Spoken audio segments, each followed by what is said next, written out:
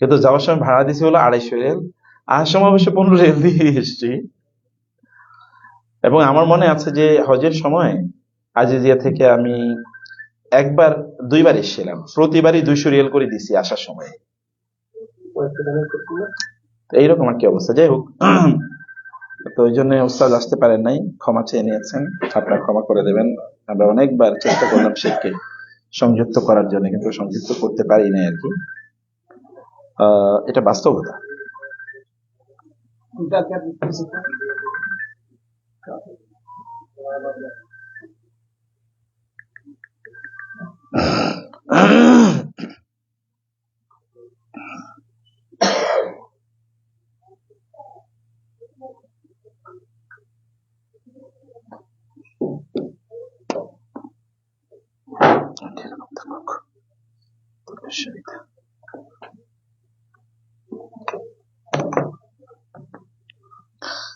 আসসালামু আলাইকুম ওয়া রাহমাতুল্লাহি ওয়া বারাকাতুহু।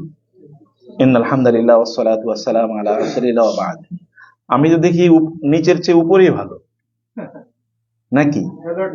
হ্যাঁ, কোনো ঝামেলা নাই, কোনো আপনার একেবারে স্বাধীন। ভাই মাহমুদ ভাই, যদি কাপড় লাগে ওখানে ইয়ে দেওয়া আছে, বিছানা, ওই যে যদি আরো লাগে বিছে যেতে হবে। ওকে, অতএব আমরা আর কোন ধরনের আমরা হ্যাসেলে যেতে চাই না ইনশাআল্লাহ। আগামীকালও আমাদের 2টা সেশন হবে, কারণ আমরা কালকে রাতে কখন যাব কি ঠিক হয়েছে? 10টার পরে। আচ্ছা, 10টার পরে। অতএব কালকে আমাদের, আজকে এমনি আলোচনাগুলো শেষ হবে, কিন্তু কালকে ওই গল্পটা শুরু হবে নাকি? একেবারে নির্জীব, তাই নাকি? আল্লাহু আকবার। তো সেই জন্য কালকে এখানেই হবে আমাদের, আর পেরেশানিও করার দরকার নেই, আমরা এখানেই বসবো ইনশাআল্লাহ।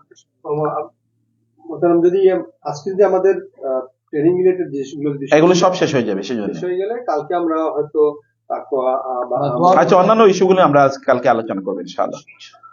তো বিসমিল্লাহ ওয়া সালাতু ওয়াস সালামু আলা রাসূলিল্লাহ ওয়া আলা আলিহি ওয়া আসহাবিহি ওয়া মান ওয়ালা, আম্মা বা'দু, ফাআউযু বিল্লাহি মিনাশ শাইতানির রাজীম। বিসমিল্লাহির রহমানির রহিম।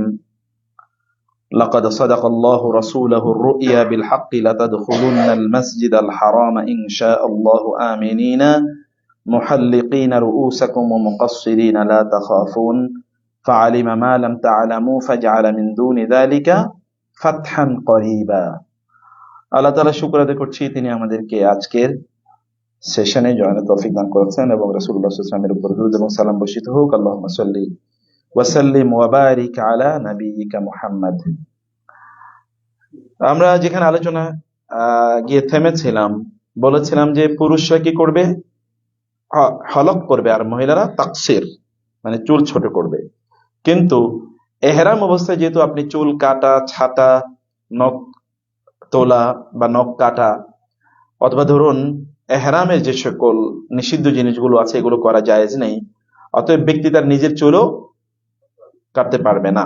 তাহলে তিনি নিজে চুল কাটবেন, তিনি অন্যকে দিয়ে চুল কাটানোর পর, অর্থাৎ হাল্লাককে দিয়ে, বারবারকে দিয়ে চুল কাটানোর পর তারপরে তিনি অন্যদের চুল কেটে দিতে পারবেন ইনশাআল্লাহ।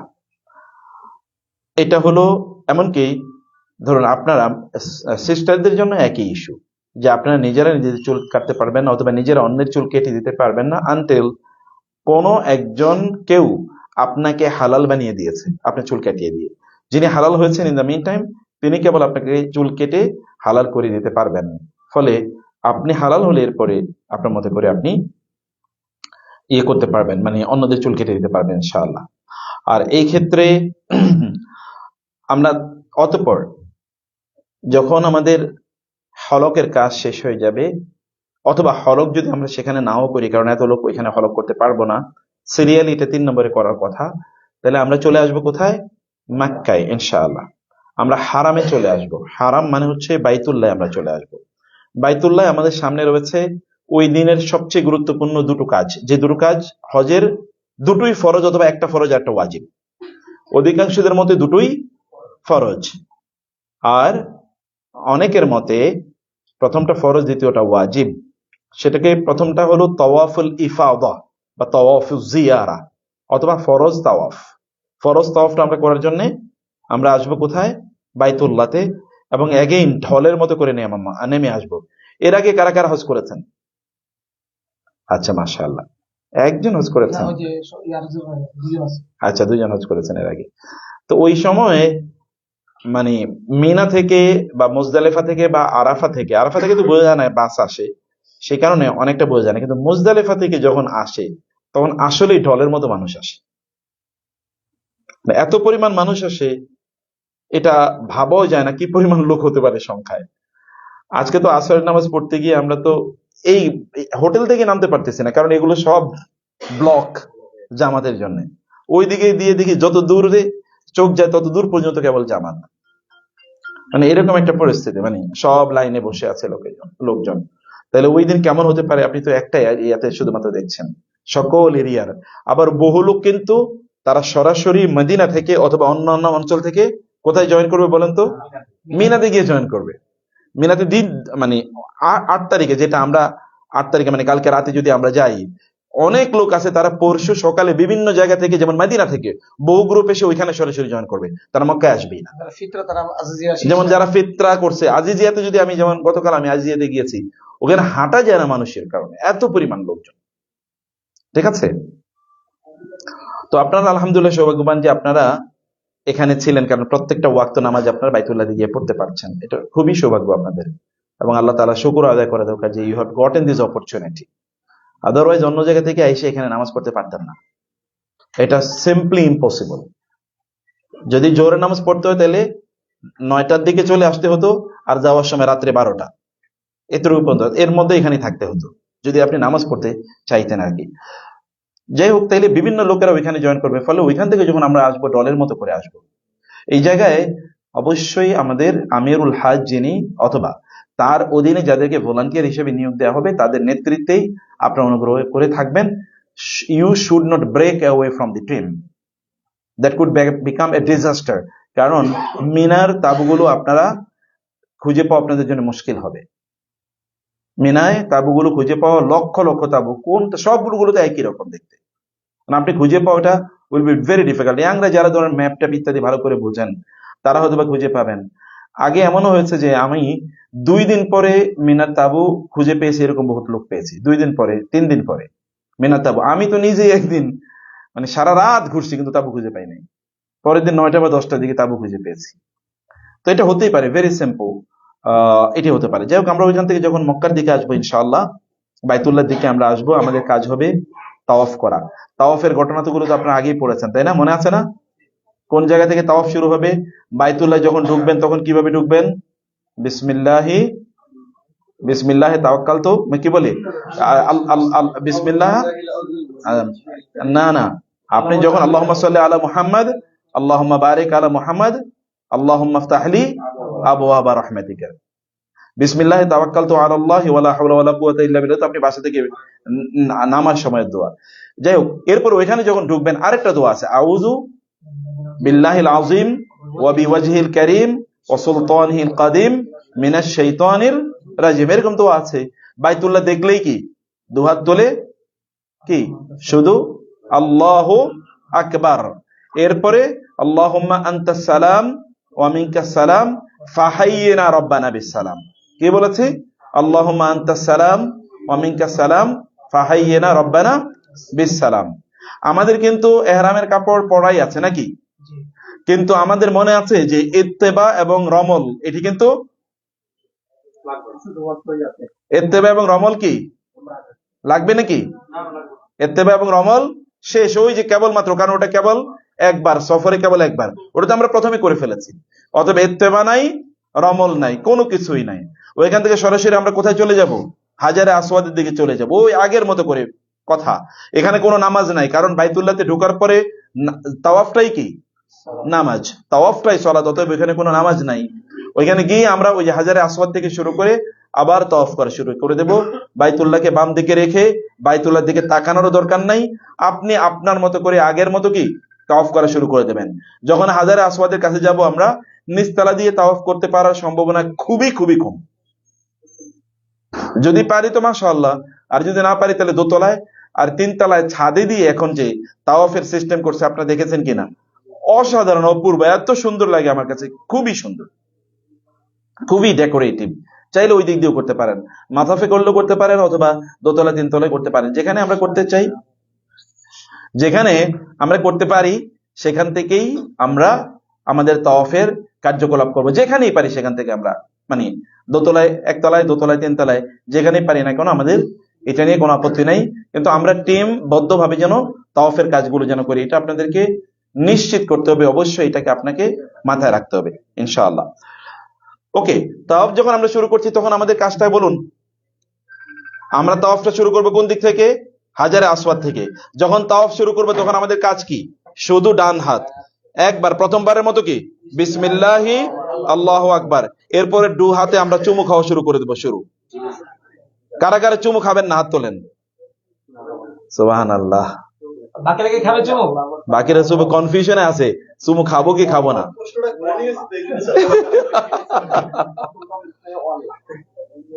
যদি দুটো শব্দে ভাঙে, বিসমিল্লাহ আল্লাহু আকবার এটা বলা যায়, আর বিসমিল্লাহু আল্লাহু আকবার একসাথে বললে ওয়া হবে। না না, বিসমিল্লাহি আল্লাহু আকবার, ওয়াল্লাহু আকবার না তো, ওয়া কেন আসবে এখানে হঠাৎ করে?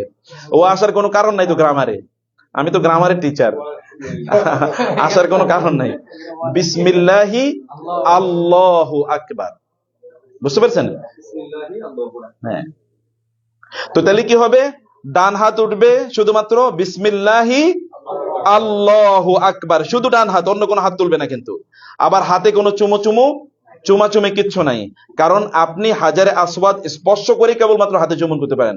স্পর্শ করলেন না, তাহলে কিসের চুমো দিতেছেন? ফ্লাইং কিস নাকি? ফ্লাইং কিসের এখানে কোনো কাম নাই। তো এই তবে এখানে এই চুমোর কোনো ইস্যু নাই এখানে। আপনি এরপর থেকে আমাদের তাওয়াফ শুরু হয়ে যাবে। তাওয়াফের মধ্যে এগেইন আগের মতো বইপত্র নিয়ে দেখে দেখে পড়ার কোনো ইস্যু নাই। আপনি কি কি দোয়া করবেন এটা আগেই আপনি নির্ধারণ করে নেন, অথবা যা মনে আসে দোয়া করবেন। যেখানে লোকেরা দলবদ্ধ হয়ে তারা বিভিন্ন ধরনের দোয়া ইত্যাদি পড়তে থাকে, তাদের কাছ থেকে একটু দূরে থাকার চেষ্টা করবেন। আর আমাদের পুরুষরা এগেইন আমাদের নারীদেরকে আপনারা প্রোটেকশন প্রদান করবেন, এটা আপনাদের দায়িত্ব। যেমনি এভাবে আমাদের লাস্ট তাওয়াফটা আমাদের শৈখ ভাইয়ের নেতৃত্বে কয়েকজন আপনারা নারী আমাদের বোনদেরকে খুবই স্মার্টলি, সেফলি আপনার তাওয়াফটার সুযোগ করে দিয়েছেন, এরকম ভাবে আপনারা করবেন। কিন্তু কোনো অবস্থায় বোনদেরকে নিয়ে হুলস্থুল করবেন না, এবং ওনাদেরকে নিয়ে যেখানে ধাক্কাধাক্কি হবে, গায়ের সাথে লাগালাগি হবে, এরকম জায়গায় যাবেন না। কারণ এখানেও গায়ের সাথে, নারীদের গায়ের সাথে লাগা এটা হারাম, ইচ্ছাকৃত ভাবে। অনিচ্ছাকৃত ভাবে লাগলে তো আর কিছু করার নেই, আমরা চেষ্টা করি না লাগার, কিন্তু তারপরে কখনো কখনো লেগে যায়। আমার জীবনে অথবা 2-3 বার লেগেছে সর্বোচ্চ, অথবা ধরেন 20-22 বছরে। আমরা চেষ্টা করি, আপনি চাইলে you can protect yourself, আপনি থেমে যাবেন, দাঁড়িয়ে যাবেন, ওনাদেরকে যেতে দেন, পাস হতে দেন, যখন সামনে চলে আসবে অন্য দিক দিয়ে যাওয়ার চেষ্টা করেন। আপনি যদি ওয়ামান ইয়াত্তাকিল্লাহা ইয়াজআল লাহু মাখরাজা, কেউ যদি আল্লাহকে ভয় করে, আল্লাহ তাআলা তার জন্য উত্তরণের পথ তৈরি করে দেন। কে বলেছেন এই কথা? আল্লাহ সুবহানাহু ওয়া তাআলা। So you will have to have deeper intentions. যদি আপনার ইন্টেনশন থাকে, আল্লাহ তাআলা সহজ করে দেবেন। অতএব চোখের জেনা যেন কোনো অবস্থা না হয়, শরীর জেনা কোনো অবস্থায় যেন না হয়, সেটাকে আপনাকে সতর্ক থাকতে হবে অবশ্যই। আবার বলছি, আমাদের শুরু হবে বিসমিল্লাহি আল্লাহু আকবার বলে, তারপরে হাতটা নেমে যাবে, এরপরে তাওয়াফ শুরু হয়ে যাবে। আপনার মতো করে আপনি বাইতুল্লাহর দিকে তাকিয়ে থেকে ইবাদত করার দরকার নাই, কারণ তাকিয়ে থাকাটা সুন্নাহ নয়। আপনার মতো করে আপনি ঘুরবেন, দোয়া করতে থাকবেন, সবার জন্য দোয়া করবেন। দুনিয়া আখেরাত দুটোর সমন্বয় যেন আপনাদের দোয়া থাকে, কেবল দুনিয়া না। দুনিয়া চাওয়া নিষিদ্ধ নয়, হালাল জিনিস আপনি চাইতে পারেন। আল্লাহ সুবহানাহু ওয়া তাআলার কাছে কেবল বিপদের কথাই বলবেন না, আপনার ভবিষ্যতের কথাও বলবেন, আপনার ঈমানের জন্য আপনি আল্লাহর কাছে চাইবেন।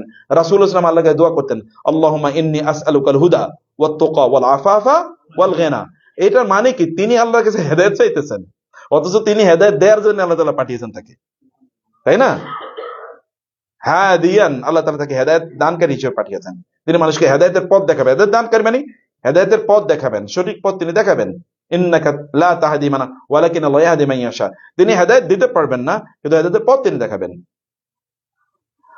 তো এই কারণে রাসূলুল্লাহ সাল্লাল্লাহু আলাইহি ওয়াসাল্লাম তিনি আল্লাহর কাছে এই দোয়া করলে, তাহলে আমাদের কি করা দরকার? তিনি আল্লাহর কাছে দোয়া করতেন, আল্লাহুম্মা আতি নাফসি তাকওয়াহা ওয়া যাক্কিহা আনতা খায়রু মান যাক্কাহা আনতা ওয়ালিয়ুহা ওয়া মাওলাহা, হে আল্লাহ আমার অন্তরটা আপনি তাকওয়া দিয়ে পূর্ণ করে দেন। অথচ তিনি মুত্তাকিদের কি নেতা, সাইয়্যিদুল মুত্তাকিন, সকল মুত্তাকিদের তিনি হচ্ছেন নেতা।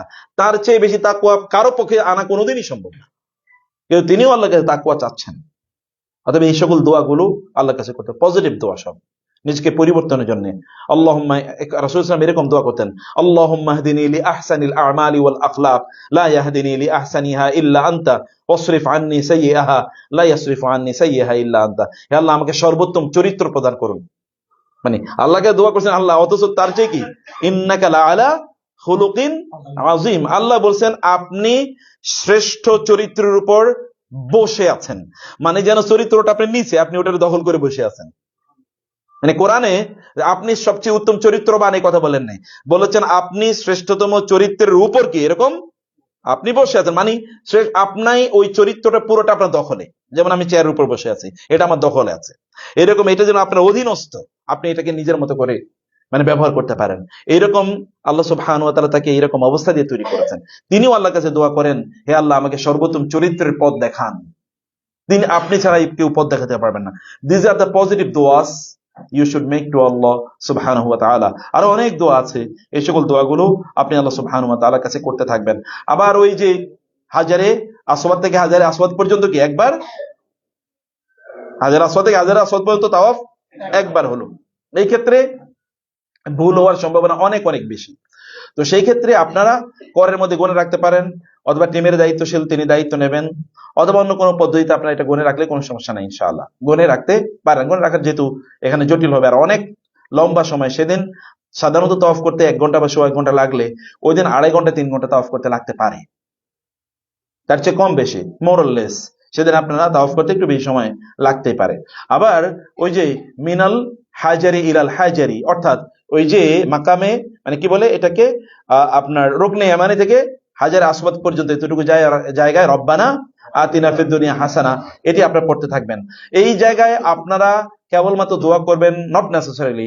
এই সময় আপনারা জিকির আজকার করতে পারেন, সুবহানাল্লাহ আলহামদুলিল্লাহ আল্লাহু আকবার। তালবিয়া কিন্তু অনেক আগে শেষ হয়ে গেছে, কিন্তু তাহলিল কি বাকি আছে।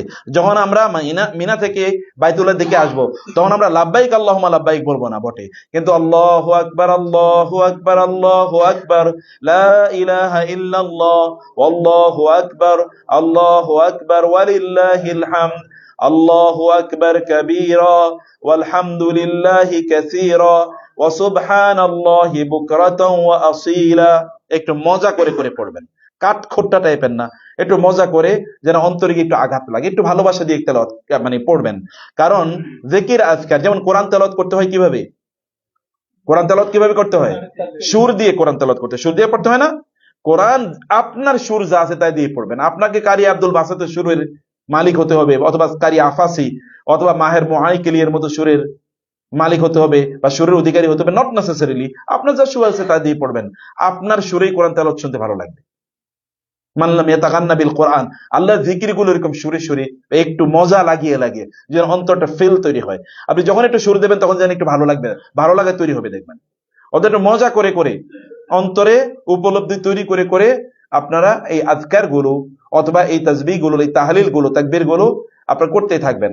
বাইতুল্লাহতে যখন আসবেন তখন চাইলে কেউ এই তাকবীর পড়তে পারেন, কারণ জিকির এই জায়গায় জিকির করা যায়, এটাও জিকির জায়গা। কেউ যদি চান কোরআন তেলাওয়াত করতে তাও করতে পারে, কোনো সমস্যা নাই। কারণ গতকাল আমরা একটা হাদিস বলেছিলাম আপনাদেরকে, রাসূলুল্লাহ সাল্লাল্লাহু আলাইহি ওয়াসাল্লাম বলেছেন, কেউ যদি আল্লাহর জিকির করার কারণে আল্লাহর কাছে চাওয়ার সময় না পায় বা ফুরসত না পায়, কেবল জিকিরই করতেছে, কিছুই চাইতেছে না, আল্লাহ সুবহানাহু ওয়া তাআলা তখন নিজের দায়িত্বে এটা নিয়ে নেন যে এই লোকের কি কি লাগবে, ও না চাওয়ার আগে আমি তাকে দিয়ে দেবো। ওর কি কি লাগবে এটা আল্লাহ ক্যালকুলেশন, তিনি তো জানেনই, তারপরে তিনি আগেই আপনার জন্য যা যা লাগবে আগ থেকে তিনি ব্যবস্থা করে দেন। আপনার চাওয়া পর্যন্ত তিনি আর অপেক্ষা করেন না, বিকজ আপনি তো তাকে নিয়েই ব্যস্ত। অতএব আপনি যেহেতু তাকে নিয়ে ব্যস্ত, তিনি এবার আপনাকে নিয়ে ব্যস্ত থাকবেন। কুল্লা ইয়াউমিন হুয়া ফি শাআন, কোরআন আছে না, কুল্লা ইয়াউমিন হুয়া ফি শাআন। আল্লাহ সুবহানাহু ওয়া তাআলা প্রত্যেকটা মুহূর্তে তিনি কিন্তু আপনাদেরকে নিয়ে বিভিন্ন ধরনের এঙ্গেজমেন্টে আল্লাহ সুবহানাহু ওয়া তাআলা রয়েছেন। তো যাই হোক, রাসূলুল্লাহ সাল্লাল্লাহু আলাইহি ওয়াসাল্লাম এর সুন্নাহ মোতাবেক আমাদের তাওয়াফের পদ্ধতিটি আমরা আগেও জেনেছি, তারপর আমি একটু কেবল রিক্যাপ করে দিচ্ছি আপনাদেরকে যে রুকনে ইয়ামানে যখন আসবেন তখন অধিকাংশ, বিশেষ করে বাংলাদেশিরা তো আর হজ কেমনে করে এটা শিখেও আসে নাই, আর মানে শেখার মানসিকতা থাকে না। সেই কারণে রুকনে ইয়ামানিতে যায় এরপরে দুই হাতে বিসমিল্লাহ আল্লাহু আকবার, ওইখানে কি হাত তোলা যাবে? রুকনে ইয়ামানি মানে যেই রোকনটা ইয়ামানের দিকে অর্থাৎ দক্ষিণের দিকে, এই কর্নারে হাজারে আসওয়াদের আগে যেটা, এই রোকনটাতে গিয়ে কেবল স্পর্শ করা যায়। যদি স্পর্শ করা না যায় তাইলে আর কিচ্ছু করার কোনো দরকার নাই, ওইখানে হাতও তোলা যাবে না, কিচ্ছু করা যাবে না, ওইখানে আর কোনো কিছু না। ওইখানে আসলে আপনি রব্বানা আতিনা ফিদ দুনিয়া হাসানা ওয়া ফিল আখিরাতি হাসানাতাও ওয়া কিনা আযাবান নার, এটি আপনারা পড়তে পারবেন, যতবার পারেন ততবার পড়বেন। এগেইন এই জায়গাগুলোতে আপনারা খুবই আবেগের সাথে, ভালোবাসার সাথে এই দোয়াগুলো বা তাসবিহগুলো পড়তে থাকবেন। 7 বার যখন তাওয়াফ শেষ হয়ে যাবে তখন আগের মতো করে কি আবার আমাদের ওই যে মাকামে ইব্রাহিমের নিচে পেছনে গিয়ে 2 রাকাত নামাজ আদায় করতে হবে। নামাজ আদায় করার আগে ওখানে গিয়ে দাঁড়িয়ে কি পড়তে হয়? ওয়াত্তাখিযু মিন মাকামি ইব্রাহিমা মুসাল্লা। আয়াতটা কে কে পারেন হাত তোলেন তো দেখি। এখনো আয়াতটা মুখস্থ করেন নাই, ঘটনা কি? এই যে আমাদের বোনরা, আপনারা তাইলে সময় যায় কিভাবে? এটা বসে বসে আজকে মুখস্থ করে নেবেন হজের আগে। ওয়াত্তাখিযু মিন মাকামি ইব্রাহিমা মুসাল্লা, বলেন তো আমার সাথে, ওয়াত্তাখিযু মিন মাকামি ইব্রাহিমা মুসাল্লা, ওয়াত্তাখিযু মিন মাকামি ইব্রাহিমা মুসাল্লা। ওকে, সেখানে গিয়ে আপনি মাকামে ইব্রাহিমে গিয়ে আপনি 2 রাকাত নামাজ আদায় করবেন ইনশাআল্লাহ। সেখানে 2 রাকাত নামাজ আদায় করার ক্ষেত্রে ঠিক আগেও আমরা যেভাবে বলেছিলাম ঠিক সেভাবে আগের মতো করে আদায় করবেন। প্রথম রাকাতে কি কুল ইয়া আইয়ুহাল কাফিরুন, দ্বিতীয় রাকাতে কি সূরাতুল ইখলাস। এই নামাজ পড়ার পর এখানে যদি কেউ চায় তাহলে তিনি চাইলে দোয়া করতে পারেন, সমস্যা নেই। তিনি সিজদার মধ্যে দোয়া করতে পারেন, সালাম ফেরানোর আগে দোয়া করতে পারেন, নামাজ শেষ করেও কি তিনি চাইলে দাঁড়িয়ে বা বসে দোয়া করতে পারেন। কিন্তু ওই নামাজ পড়তে গিয়ে মাকামে ইব্রাহিম মানে হচ্ছে একেবারে ওই আপনার ওই যে ইয়েটার কি যেন, ওই যে ইয়ার পিছনে আপনি আদায় করবেন, মাকামে ইব্রাহিমের পেছনে নামাজ আদায় করবেন, নট নেসেসারিলি সেফ জায়গা যাবেন। বিশেষ করে বোনেরা, যেন আপনার ঘাড়ের উপর দিয়ে অন্য কোনো পুরুষ না যায়, ভাইয়েরা যেন আপনার ঘাড়ের উপর দিয়ে কোনো মহিলা না যায়, এমন ভাবে সেফ জায়গায় গিয়ে মনোযোগের সাথে তৃপ্তির সাথে 2 রাকাত নামাজ আদায় করবেন। সেখানে এইগুলো আপনাদেরই দায়িত্ব, নিজের সেফটি বা ইত্যাদি মেনটেন করা। এখান থেকে আমরা যাব কোথায়? নাও পানি পান, জমজমের পানি পান করার জন্য সেখানে আমরা যাব। জমজমের পানি পান করার জন্য গিয়ে জমজমের পানি খাবেনই যতদূর সম্ভব, কারণ এটাই সুন্নাহ। যতদূর সম্ভব আপনি জমজমের পানি খাবেন, যতদূর সম্ভব। জমজমের পানি বেশি খেলেও বমি হবে না, আপনার কোনো টেনশন নেই। আবার এটি বেশি খেলেও বদহজম আপনার হবে না। এটা খাওয়া আপনার যতক্ষণ আপনার ভালো লাগে, জমজমের পানি আপনি খাবেন, মাথায় দেবেন এবং মুখ ধুবেন। রাসূল সাল্লাল্লাহু আলাইহি ওয়াসাল্লাম জমজমের পানি মাথায় ঢেলে দিতেন। ওইখান থেকে আবার হাজারে আসওয়াদ বা এতটুকু জায়গায় আসতে পারলে ভালো, কিন্তু আসার কোনো সুযোগ নাই। তাহলে ওইখান থেকে আমরা চলে যাবো কোথায়? সফায়। সফায় গিয়ে ওই যে আমাদের কি করতে হবে? ইন্নাস সফা ওয়াল মারওয়াতা মিন শাআইরিল্লাহ। পুরা আয়াতটি কেউ যদি পড়তে পারে তাতে খুবই ভালো, আর যদি পড়তে না পারে তাহলে এতটুকুই। বলেন তো, ইন্নাস সফা ওয়াল মারওয়াতা মিন শাআইরিল্লাহ, এটা বলবেন। বলার পর এরপরে আল্লাহু আকবার, আল্লাহু আকবার, আল্লাহু আকবার। কয়বার? 3 বার। তারপরে লা ইলাহা ইল্লাল্লাহু ওয়াহদাহু লা শারীকা লাহু লাহুল মুলকু ওয়া লাহুল হামদু ওয়া হুয়া আলা কুল্লি শাইইন কাদির। কয়বার? 3 বার। তারপরে কি? লা ইলাহা ইল্লাল্লাহু ওয়াহদা আনজাজা ওয়াদা ওয়া নাসারা আবদা ওয়া হাজামাল আহজাবা ওয়াহদা। এটা কয়বার? 3 বার। অতএব এখানে আগে ইন্নাস সাফা ওয়াল মারওয়াতা আয়াতটি পড়ার পর এরপরে আমরা কি করব? এই যে আল্লাহু আকবার, আল্লাহু আকবার 3 বার, আবার আল্লাহু আকবার, আল্লাহু আকবার, লা ইলাহা ইল্লাল্লাহ মানে কি বলে? লা ইলাহা ইল্লাল্লাহু ওয়াহদাহু লা শারীকা লাহু এবং লা ইলাহা ইল্লাল্লাহু ওয়াহদা আনজাজা ওয়াদা। এই যে 3টি তাকবীর এখানে আছে বা তাহলিল আছে এখানে, এই 3টি 3 বার করে পড়তে হবে। ঠিক আছে? প্রথম যখন আমরা আল্লাহু আকবার, আল্লাহু আকবার, আল্লাহু আকবার বলবো তখন আমরা হাত তুলবো, কিন্তু এরপরে আর কোনো কি হাত তোলা নাই। এরপরে আমরা আমাদের মতো করে যে তাসবিহ বা তাকবীর গুলো আমরা পড়তে থাকবো 3 বার করে। সবগুলো তাকবীর কেবলামুখী হয়ে কেবলাকে, বাইতুল্লাহকে সামনে রেখে, বাইতুল্লাহকে তাকিয়ে যদি সম্ভব হয় কেবলামুখী হয়ে আপনি এটি পড়বেন। কিন্তু ওই দিন আপনি দাঁড়াতে পারবেন না, মোটামুটি নিশ্চিত থাকেন। মোটামুটি এমনি তো এই দিনই তো আমরা দাঁড়াইতে পারতাম না, আর অতএব ওই দিন দাঁড়াতে পারবেন না মোটামুটি নিশ্চিত থাকেন। তাইলে কি করবেন, প্রথমটা শুরু করার জন্য কমপক্ষে এতটুকু করার চেষ্টা করবেন। বোনদেরকে, ব্রাদাররা আপনারা সাপোর্ট দেবেন, তারা যেন একটা প্রোটেকশন থেকে করতে পারে। ব্রাদাররা কমপক্ষে এতটুকু করার দ্রুত করার চেষ্টা করবেন। এরপর থেকে আপনি দাঁড়াতে পারবেন না। আসলে যেমন মারওয়াতে গিয়ে তো দাঁড়ানোর জায়গাই নেই, ওটা আরো ক্লোজ করে ফেলেছে। আমরা নিচতলা দিয়ে পারবো না, আন্ডারগ্রাউন্ডে দিয়ে পারতে পারি, একতলা দিয়ে মানে আমরা গ্রাউন্ড ফ্লোর দিয়ে পারবো না, দোতলা, একতলা বা দোতলা বা তিনতলা যদি হয়, যেখানে আমরা পারি এরকম জায়গায় আমরা একসাথে চলে যাব, ওইখানে আমাদের সাইটা আমরা করবো ইনশাল্লাহ। সাই ঠিক আগের মতো করি অবস্থা। আমরা এখান থেকে শুরু করছি, মারওয়ায় যখন যাচ্ছি, মারওয়ায় যখন আপনারা ঘুরবেন তখন এই দোয়াগুলো আপনারা পড়ে ফেলবেন, ইন্না সাফা ওয়াল মারওয়াতা মিন শার। অনেকে ওই জায়গায় এটা পড়ে না। নো, আপনি বাইতুল্লাহর দিকে তাকাতে পারছেন না বা হাত তুলতে পারছেন না, সেটা হাত তুলতে তো আর আপনার আপত্তি নেই, বা আপনি দেখতে পাচ্ছেন না, সেটা একটা ভিন্ন কথা, কিন্তু আপনার মুখ তো আর বন্ধ নাই। অতএব মুখে আপনি আল্লাহু আকবার, আল্লাহু আকবার, আল্লাহু আকবার, এরপরে লা ইলাহা ইল্লাল্লাহু ওয়াহদাহু লা শারীকা লা ইলাহা ইল্লাল্লাহু ওয়াহদাহু আনজাজা ওয়াদা, এগুলো আপনি পড়বেন। 7 বারই এইগুলো পড়া চেষ্টা করতে হবে এবং এর মধ্যে দোয়া করবেন। এগুলো পড়ার পর ওইখানেই আপনি হয়তো বা রানিং অবস্থায় আপনি দোয়া করতে থাকেন, আপনার মতো করে আপনি দোয়া করবেন, বাংলা, ইংরেজি, আরবি, ফার্সি, হিন্দি মিলিয়া যা বলতে চান আপনি, নো প্রবলেম ইনশাআল্লাহ। আল্লাহ নোজ অল দি ল্যাঙ্গুয়েজেস। অথবা আপনার মতো করে আপনি এগেইন এই দোয়াগুলো করার ক্ষেত্রে আল্লাহ সুবহানাহু ওয়া তাআলা আমাদের অন্তরের দিকে তাকান, যে অন্তরটা বিনয়ী কিনা যখন আমরা আল্লাহর কাছে দোয়া করি। যদি অন্তরটা বিনয়ী না হয় তাহলে আল্লাহ সুবহানাহু ওয়া তাআলা এই দোয়া কবুল করেন না। বিনয়ের সাথে দোয়াগুলো আপনারা করতে থাকবেন। এই 7 চক্কর যখন আমাদের শেষ, তখন আমাদের কি সাইও শেষ এবং হজও কি শেষ, কিন্তু একটু বাকি রয়ে গেছে না এখনো। মাথা মুন্ডানো যদি আগে করে ফেলেন তো ভালোই, কিন্তু আরেকটু বাকি রয়ে গেছে, ওই যে মূল জায়গায় এখনো যাই না, এখনো মূল জায়গায় আমরা যাই না, সেটা যাওয়ার তো ইয়ে আছে। তো এখানে যখন আমাদের সাইটা শেষ হয়ে যাবে, সাই শেষ হয়ে যাওয়ার পর এরপরে আমরা এখানে হাল্লাক আছে, হাল্লাকে আমরা আসতে পারি। হাল্লাকে এসে একসাথেই আমরা চুলগুলো কেটে একসাথে, যদি আপনারা চান আপনারা হোটেলে আসতে পারেন, এসে এখান থেকে গোসল টোসল করে তারপরে কি আমরা আমাদের জামা কাপড়, রেগুলার জামা কাপড় পরে, কিছু জামা কাপড় যদি সাথে করে নিয়ে যেতে চান তাহলে নিয়ে একবারে যাবেন। কারণ এর আগে আরাফাতে যেদিন যাচ্ছেন ওই দিন তো আপনার রানিং এর উপর থাকবেন, অতএব ওই সময় আপনি এত জামা কাপড় নাও নিতে পারেন। শুধুমাত্র ধরেন এহরামের ড্রেসগুলো নিয়ে গেলেন, এক্সাম্পল হিসেবে বলছি, আর দুই একটা অন্যান্য খুবই গুরুত্বপূর্ণ জিনিস নিয়ে গেলেন। ফলে এখানে যেহেতু আল্লাহর রহমতে এটা আপনাদের জন্য আল্লাহর পক্ষ থেকে মেহেরবানি আলহামদুলিল্লাহ যে আপনাদের হোটেলটা মক্কায় আছে, তো ফলে এখানে আইসা হোটেলে ঢুকে গোসল টোসল করে ফ্রেশ হয়ে তারপরে কি, কারণ এখন আপনারা আল্লাহর রহমতে যখন চুল কেটেছেন অতএব আপনারা হালাল, এবং এলাকায় এসে আপনি চুল কাটতে পারেন। ওইদিকে ভিড় থাকতে পারে, ওই দিন একটু বেশি আপনাদের চুল কাটার জন্য 20-30 রিয়াল নিতে পারে, সেটা আপনি করতে পারেন। অথবা কেউ যদি চান যে একজন আরেকজনের সাপোর্ট করবেন, রেজর দিয়ে কেটে দেবেন, তাও আপনারা করতে পারেন, কোনো সমস্যা নাই। এখানে এসে জামা কাপড় গোসল টোসল করে জামা কাপড়, নতুন জামা কাপড় মানে অন্য জামা কাপড় পরবেন, এবং কিছু জামা কাপড় 1-2 সেট নিয়ে যেতে হবে, যেন আর হারামে আপনার না আসা লাগে। মনে রাখবেন, এরপরে উত্তেজনা দেখে আপনি এক্সাইটেড, কারণ কি আপনি হারাম ছাড়া নামাজ পড়েন না, এটা এই কারণে প্রত্যেক ওয়াক্তে এখানে আসার চেষ্টা করবেন।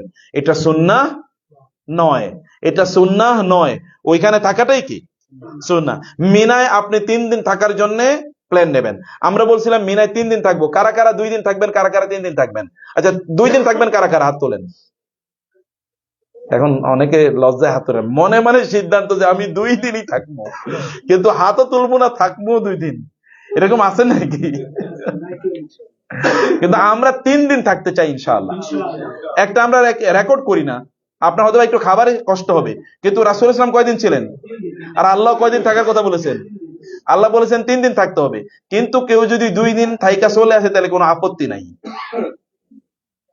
2 দিন থেকে চলে আসলে কি নাই, আপত্তি নাই, কিন্তু থাকার কথা কয়দিন?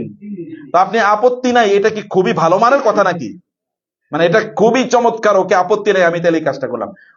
আপনি ক্লাসে টিচার ক্লাস নিচ্ছে, তো আপনি বললো যে আচ্ছা যার চলে যাওয়ার মনে চায় চলে যান, আপত্তি নাই। অতএব যারা চলে যাচ্ছে এরাই সবচেয়ে ভালো, আর যারা রয়ে গেছে এরাই মোটামুটি সবচেয়ে খারাপ, টাইপটা কি এরকম? No, those who stayed back they are the best of the lot. আর আপনার থেকে যাওয়াটা এটা উত্তম, থেকে যাবেন অনুগ্রহ করে। আমরা থাকবো ইনশাআল্লাহ, নাকি আমরা থাকবো, আমরা একদল থাকবো, আপনারাও থাকেন। অন্তত জীবনে বলতে পারবেন যে আমি 1 ফোঁটা কাজও বাকি রাখি নাই, অথবা আমি 1 ফোঁটাও কি ওইখানে অপূর্ণ রাখিনি, আমি শতভাগ চেষ্টা করেছি। আল্লাহ কি দেখবেন বলেন তো? আল্লাহ কি দেখেন কেউ জানেন? আল্লাহ দেখেন চেষ্টা। আল্লাহ কি দেখেন? চেষ্টা দেখেন। আল্লাহকে আপনি আমল দিয়ে মানে খুশি করতে পারবেন না? কত আমল করবেন, কত আমল করবেন। বহুত ফেরেশতাকে আল্লাহ সুবহানাহু, ফেরেশতা দিকে তো আল্লাহ সুবহানাহু তৈরি করেছেন সে আমাদের সৃষ্টিরও আগে। আদমের সৃষ্টির আগে ফেরেশতাকে তৈরি করেন নাই? ফেরেশতারা আদমের সেজদা দিছে না? তার মানে তো আদমের সৃষ্টির আগে কি ফেরেশতাদের তৈরি। ওই ফেরেশতারা কিন্তু এই যে আল্লাহকে সেজদা দিয়ে আছে, এরকম বিলিয়ন ট্রিলিয়ন ট্রিলিয়ন ট্রিলিয়ন আসমানের এরকম কোন জায়গা নাই, এত বিস্তৃত জায়গা আসমানের। জমিনের কথা বলেন, জমিন তো আসমানের তুলনায় সামান্য একটা, যদি আমরা সরিষার দানা বলি, সরিষার দানা বললো কি মানে বড় হবে, আসমানের তুলনায় এই জমিনটা একটা সরিষার দানা বললো কি বড় হবে, অতএব তার চেয়ে অনেক ছোট। এই আসমানে এমন কোন জায়গা নাই যেখানে একজন ফেরেশতা হয় দাঁড়িয়ে আছেন, অথবা কি রুকুতে আছেন, অথবা কি সেজদায় আছেন আল্লাহ সুবহানাহু ওয়া তাআলার ইবাদতে। অথবা আপনি ইবাদত দিয়ে কি করবেন আল্লাহ তাআলাকে? আল্লাহ চান আপনার চেষ্টাটা, আপনি কতটুকু চেষ্টা করছেন। ওয়াল্লাযীনা জাহাদু ফিনা লানাহদিয়ান্নাহুম সুবুলানা, যারা চেষ্টা করে, আল্লাহ তাআলা বলছেন ওয়াল্লাযীনা জাহাদু ফিনা, আমাকে পাওয়ার জন্য যারা চেষ্টা করে, জিহাদ করে। জিহাদ মানে কি? সর্বোত্তম চেষ্টা, সর্বশ্রেষ্ঠ চেষ্টা। এবং আল্লাহ তাআলা বলছেন লাইসা লিল ইনসানি ইল্লা মা সাআ, মানুষ কেবল চেষ্টারই কি পাবে? তারা প্রতিদান পাবে। চেষ্টা কেবল মাত্র আল্লাহ তাআলা দেখবেন। পৃথিবীতে আমার যারা স্টুডেন্ট তারা জানেন যে কথাটা আমি আমার ক্লাসগুলোতে মানে কোরআনের ক্লাসে বলি, আপনি পৃথিবীতে মানুষ তাকায় হচ্ছে রেজাল্টের দিকে। যেমন ধরেন আপনারই ছোট ভাই বা বোন, অথবা আপনি আপনার জীবনে ঘটেছে, অথবা ধরেন আপনার ভাই বোনদের জন্য এরকম ঘটেছে, আপনি প্রচুর পরিমাণে পড়াশোনা করেছেন কিন্তু পাইছেন সেকেন্ড ডিভিশন। তখন মা বাবা হয়তো বলছে ও আসলে বই নিয়ে বইয়া থাকতো, ও আমাদেরকে ধোকা দিত, আসলে পড়তো না। কিন্তু আরেকজন কি করছে, ও ঠিক মতো পড়তো না, মাঝে মাঝে বই নিয়ে পড়তো, কিন্তু ফার্স্ট ডিভিশন পাইছে। বললো ও ব্রিলিয়ান্ট, যখনই পড়তে বসতো তখনই ভালো করে পড়তো, ওর মতো ধোকাবাজি করতো না। এরকম দেখছেন কিনা? আমার দিনে এরকম বহুত দেখছি যে ছেলেটা খুবই ব্রিলিয়ান্ট, দেখছো পড়ছে কম কিন্তু কত ভালো রেজাল্ট। আরেকজন যে এত চেষ্টা করছে, রেজাল্ট খারাপ হইলে বলে এ আসলে ধোকাবাজি ছিল, ও বই নিয়ে বসতো আমাদেরকে দেখানোর জন্য। আল্লাহ সুবহানাহু ওয়া তাআলা রেজাল্টের দিকে তাকান না, তিনি তাকান কিসের দিকে? কথাটা বুঝাইতে পারি নাই। আল্লাহ তাআলা তাকান চেষ্টার দিকে, মানুষ তাকায় কিসের দিকে? রেজাল্টের দিকে। মানুষ তাকায় রেজাল্টের দিকে, আল্লাহ রেজাল্টের দিকে তাকান, আল্লাহ চেষ্টার দিকে তাকান। ফার্স্ট ক্লাস ফার্স্ট হয়েছে দিকে কি হয়েছে? আল্লাহ তাআলা তো জাহান্নাম পূর্ণই করবেন হয়তো বেশি সায়েন্টিস্টদেরকে দিয়ে। আর কবিরা তো কি আল্লাহর কাছে সবচেয়ে ঘৃণিত। ওয়াশ-শুআরাউ ইয়াত্তাবিউহুমুল গাউন ওয়া মা আল্লামনাহুশ শি'রা ওয়া মা সূরা ইয়াসিন মুখস্থ নেই নাকি আপনাদের? বাংলাদেশের আর ইন্ডিয়ান পাকিস্তানের মানুষের তো সূরা ইয়াসিন মুখস্থ করে ফরজ পায়, কারণ আমাদের এই অঞ্চলে সূরা ইয়াসিন হলো 1 নম্বর সূরা, সবার কাছে সবচেয়ে প্রিয় সূরা। ছোটবেলাতে আমাদেরকে আগে সূরা ইয়াসিন মুখস্থ করেছে, সূরা ইয়াসিন সূরা আর রহমান। ওয়া মা আল্লামনাহুশ শি'রা ওয়া মা ইয়ানবাগি লাহু ইন হুয়া ইল্লা যিকরুন ওয়া কুরআনুম মুবিন। আল্লাহ তাআলা বলেছেন আমি তাকে কবিতা শিখাইও না, কবিতা তার জন্য কি শোভনীয় নয়। অতএব কবিতা এটা রাসূলের বৈশিষ্ট্য কোনোদিনই ছিল না। বা কারণ আল্লাহ তাআলা বলেছেন কবিদেরকে অনুসরণ করে কারা? পথভ্রষ্টরা। তুমি কি দেখো না কবিরা যা মনে চায় তাই বলে? দেখেছে একটা দুর্বাঘাস, কিন্তু দুর্বাঘাসের এমন ভাবে উল্লেখ করলে মনে হচ্ছে যেন সে কি দেখেছে? স্বর্ণ অথবা কি বিশাল বড় কোন রূপ, মানে আপনার ওই যে ডায়মন্ড বা এরকম কিছু দেখেছে, দেখছে আসলে দুর্বাঘাস। অতএব কবিরা অধিকাংশ মিথ্যাবাদী হয়। ইল্লাল্লাযীনা আমানু ওয়া আমিলুস সলিহাতি ওয়া কালিলুম মা হুম। আল্লাহ তাআলা বলেছেন তবে কবিদের মধ্যে যারা ঈমান এনেছে এবং যারা আমলে সালেহ করেছে এটা ভালো, কিন্তু এদের সংখ্যা খুবই কম। আমরা বাংলাদেশের প্রেক্ষাপটে আপনি দেখবেন কবি আর সাহিত্যিক বলতে, অথবা সাংস্কৃতিক কর্মী বলতে গেলে বোঝা যাবে এগুলো মোটামুটি কি শয়তানের এজেন্ডা বাস্তবায়ন নিয়ে এরা নামছে। তো সেই কারণে আপনি কোরআন অথবা সুন্নাহ, আল্লাহ রাসূল সাল্লাল্লাহু আলাইহি ওয়াসাল্লাম তিনি আমাদের কাছে যে আদর্শটা নিয়ে এসেছেন, সেই আদর্শটা বা আল্লাহ তাআলা আমাদের দিকে যা তাকান, আমাদের কাছ থেকে যা দেখেন, তাহলে আমরা কতটুকু চেষ্টা করছি। আল্লাহ সুবহানাহু ওয়া তাআলা চেষ্টার দিকে তাকান, আপনি চেষ্টা করবেন, এখানে আপনার চেষ্টার দিকে আল্লাহ সুবহানাহু ওয়া তাআলা তাকাবেন। যখন আমরা বলছি যে আমরা এখানে চলে আসব, এখান থেকে জামা কাপড় নিয়ে আমরা এবার চলে যাব কোথায় বলেন তো? মিনায়। মিনায় প্রিপারেশন নিয়ে যাবেন, বোনেরও প্রিপারেশন নিয়ে যাবেন, ভাইয়েরা প্রিপারেশন নিয়ে যাবেন। মিনাতে মূলত কষ্টেরই কাজ, অথবা এখানে গিয়ে আপনাকে লম্বা সময় জুড়ে ওইখানে বসে থাকতে হবে, ওইখানে আপনি এসি পাবেন না, বা এসি পেলেও আপনার দিকে দেখবেন এসি এক জায়গায় আপনি আরেক জায়গায়, এসি এক জায়গায় আপনি আরেক জায়গায়, আপনার গায়ে এসি লাগতেছেই না, বাতাস লাগছেই না, এরকম অবস্থা। এবং ওইটা একটা চিৎকাই হোটেলের মতো করে একটা অবস্থা। আপনি মানে এমন ভাবে হয়তো আপনি শুয়ে আছেন, আপনার মাথার সাথে আরেকজনের পা লেগে যাচ্ছে, বা আরেকজনের পায়ের সাথে আপনার মাথা লেগে যাচ্ছে, এরকম খুবই কষ্টকর। But you need this experience, আপনার এটা লাগবে, ওই অভিজ্ঞতা আপনাকে অর্জন করা দরকার। কারণ আমরা কিন্তু আরাফাতে, এর আগে দেখেন আরাফাতে একটু একটু কষ্টে ছিলাম, মুজদালিফায় গিয়ে এসে কি আরেকটু বেশি কষ্ট। 10 তারিখে তো কষ্ট ছাড়া কোনো কামই নেই। প্রায় 10 তারিখে আপনাকে 30-40 কিলোমিটার হাঁটতে হবে, অথবা হাঁটার জন্য প্রস্তুত থাকতে হবে। এরপরে 11, 12, 13 আরেকটি কষ্ট। কারণ আল্লাহ সুবহানাহু ওয়া তাআলা যখন মানুষকে ভালোবাসেন তখন তিনি কি করেন? পরীক্ষা করেন। পরীক্ষা করেন কি দিয়া? কষ্ট দিয়ে পরীক্ষা করেন। আল্লাহ তাআলা পরীক্ষা করেন কি দিয়ে? কষ্ট দিয়ে। মনে রাখবেন, আরামে থাকা মানে হচ্ছে আল্লাহ আপনার প্রতি সন্তুষ্ট, ব্যাপারটা কিন্তু এরকম না। কেন ফেরাউনের আরাম কি কম ছিল নাকি? ফেরাউনের আরাম কি কম ছিল? রাসূল সাল্লাল্লাহু আলাইহি ওয়াসাল্লাম কি ফেরাউনের মতো আরাম চাইলে পাইতেন না? তার চেয়ে অনেক বেশি পেতেন। কিন্তু নবী রাসূলদের কষ্ট কম ছিল না বেশি ছিল? নবী রাসূলদের কষ্ট ছিল সবার চেয়ে বেশি। আল্লাহ সুবহানাহু ওয়া তাআলা যাকে তার সবচেয়ে প্রিয় ভাজন করবেন তাকে তিনি কি করেন? পরীক্ষা করে নেন। শুধুমাত্র গোল্ড দিয়ে অর্নামেন্ট কোনোদিন তৈরি হয় না। শুধুমাত্র গোল্ড বার নিয়ে এসে কি আপনি অর্নামেন্ট বানাতে পারবেন? না, এটাকে আগুনে দিতে হবে, আগুনে দিয়ে এটাকে বারবার বিভিন্ন ভাবে এটাকে পিটাইতে হবে, এই করতে বাঁকা করতে হবে, তারপর এটা অর্নামেন্ট তৈরি হবে। অতএব অর্নামেন্ট যখন শুধু গোল্ড, মানুষ গোল্ড, আন-নাসু মাআদিন কামাআদিন যাহাবি ওয়াল ফিদ্দা, হাদিস শেষে রাসূল সাল্লাল্লাহু আলাইহি ওয়াসাল্লাম বলেছেন মানুষ আসলে কি গোল্ড মাইনের মতো, গোল্ড মাইন অথবা সিলভার মাইন। গোল্ড মাইন মানে কি? অর্থাৎ স্বর্ণের খনির মতো। কিন্তু এগুলোকে কি অলংকারে পরিণত করা লাগে পরে। এই অলংকারে পরিণত করতে হলে তাকে অবশ্যই কি হার্ডশিপ এর মাধ্যমে, তাকে অনেক ধরনের ট্রায়ালস এন্ড ট্রিবুলেশনস, অনেক কষ্ট এর মাধ্যমে তাকে যেতে হয়। এই সবচেয়ে বেশি কষ্ট হয়েছে আসাদুন নাসি বালাআন আল আম্বিয়াউ সুম্মাল আমসাল ফাল আমসাল। সবচেয়ে বেশি কষ্ট ছিল নবী রাসূলদের, তারপরে কি যারা আল্লাহর প্রিয়ভাজন, তারপর যারা আল্লাহর প্রিয়ভাজন। সূরাতুল ওয়াকিয়া কারা কারা পড়েন? সূরাতুল ওয়াকিয়া, মাশাআল্লাহ। সূরাতুল ওয়াকিয়াতে আল্লাহ তাআলা 3 শ্রেণীর লোকদের কথা বলেছেন। আস-সাবিকুন আস-সাবিকুন উলাইকাল মুকাররাবুন ফি জান্নাতিন নাঈম সুল্লাতুম মিনাল আউয়ালিন ওয়া সুল্লাতুম মিনাল আউয়ালিন, সুল্লাতুম মিনাল আউয়ালিন ওয়া কালিলুম মিনাল আখিরিন। তাই না? আল্লাহ সুবহানাহু ওয়া তাআলা আসহাবুল ইয়ামিন মা আসহাবুল ইয়ামিন ওয়া আসহাবুল মাইমানা মা আসহাবুল মাইমানা, 3 ধরনের লোক জান্নাতে যারা যাবে তাদের 3টা ক্যাটাগরি আছে, ক্লাস আছে। আর হচ্ছে আস-সাবিকুন আস-সাবিকুন, এরা সবার আগে জান্নাত যাবে।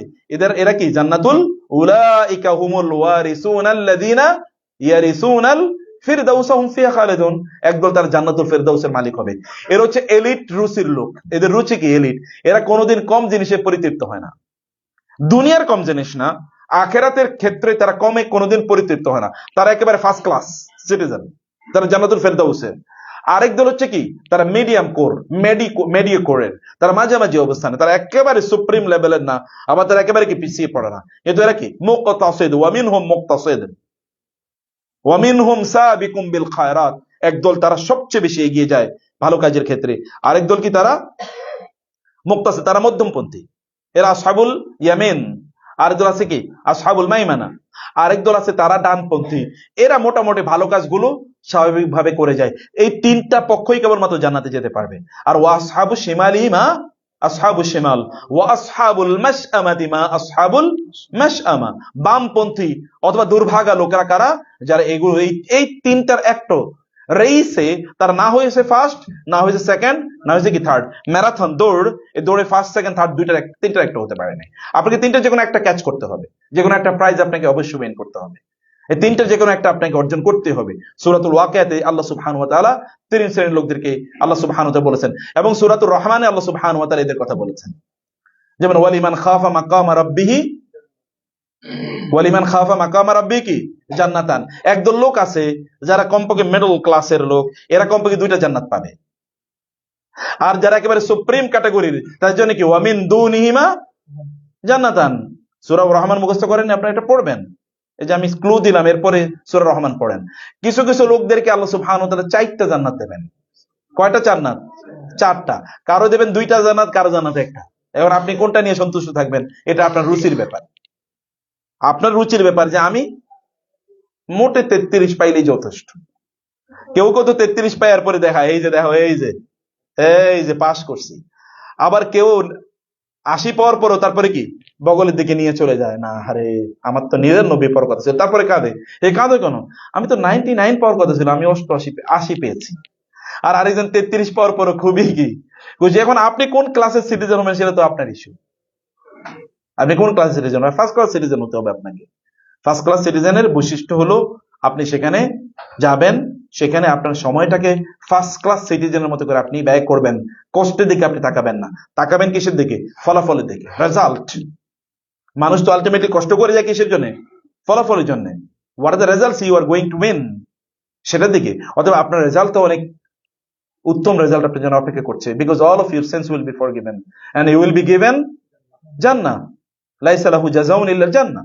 জান্নাত ছাড়া তার কোনো পুরস্কার নাই। সেই পুরস্কারের জন্য আপনাকে প্রস্তুতি নিতে হবে এবং আপনাকে অর্নামেন্টসে পরিণত হতে হবে। স্বর্ণ দিয়ে, শুধু গোল্ড বার দিয়ে কাজ হয় না, এটাকে অর্নামেন্টস হলে দাম অনেক বেড়ে যায়। আপনাকে ওই জায়গায় যাওয়ার জন্য আপনাকে একটু কষ্ট করা লাগবে। সে কষ্টটা আপনি নেওয়ার জন্য আগ থেকে সাইকোলজিক্যালি প্রিপেয়ার হতে হবে। অন্যান্য কারো দিকে তাকাবে না, কে ফতোয়া দিচ্ছে এটা আলোচনার বিষয়। আমরা এখানে ফতোয়া শুনতে আসি নাই, আমরা রাসূল কিভাবে হজ করেছেন সেটা আমরা দেখতে চাই এবং আমরা সেভাবেই কাজটা করতে চাই ইনশাআল্লাহ। রাজি আছেন তো নাকি? ওকে ফাইন, মাশাআল্লাহ। তাহলে আমরা ওইখানে মিনা চলে গেলাম। জামা কাপড় 3 দিনের জন্য নিয়ে যাবেন, ওইখানে যথেষ্ট গোসলের ব্যবস্থা আছে, খাদ্য আমাদের যা প্রয়োজন তা আছে ইনশাআল্লাহ। এরপরে এখান থেকে পারলে কিছু জিনিস আপনার বিস্কিট টিস্কিট এবং ওই যে খেজুর, বিস্কিট খেজুর এগুলো সাথে করে নিয়ে যেতে পারেন ইনশাআল্লাহ। অন্য কোনো কিছু নেওয়ার প্রয়োজন নাই। এবং ওইখানে গিয়ে এগুলো ভাগাভাগি করে খাবেন, ব্রিফকেসের মধ্যে ঢুকে রাখবেন, যখন কেউ থাকবে না তখন একটু বাইরে করে একটু খায় আবার ব্রিফকেসে। এরকম চরিত্র আমি দেখছি কিছু লোকের। এখন এখন এরকম হবে না, আশা করছি আপনাদের মাঝে এরকম হবে না, কিন্তু এরকম কিছু লোক আছে, তা করার দরকার নেই। আপনি না নেবেন, সবাই ভাগাভাগি করে মিলেমিশে খাবেন। মিলেমিশে খাওয়ার মধ্যে কি থাকে? বরকত থাকে। আল্লাহ রাসূল সাল্লাল্লাহু আলাইহি ওয়াসাল্লামের কাছে সাহাবায়ে কেরামরা আসলেন এবং বললেন, ইয়া রাসূলুল্লাহ, আমরা খাই কিন্তু পরিতৃপ্তি হয় না আমাদের।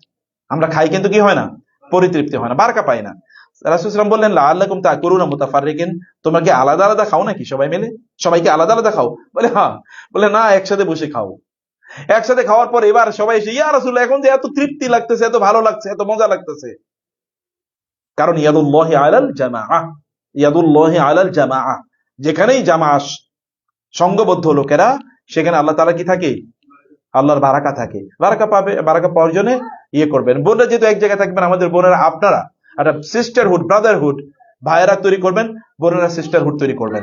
এটা কিন্তু আপনাদের একসময় দেখেন, আমাদেরকে এখনো কিন্তু লোকেরা দেখলে বলে, আপনি কিন্তু আমার আরাফাতি ভাই, আপনি কিন্তু আমার আরাফাতি ভাই। এটা কিন্তু একসময় আমাদের একটা কি অহংকারের কারণ ছিল, একটা আইডেন্টিটি ছিল, উনি কিন্তু আমার আরাফাতি ভাই।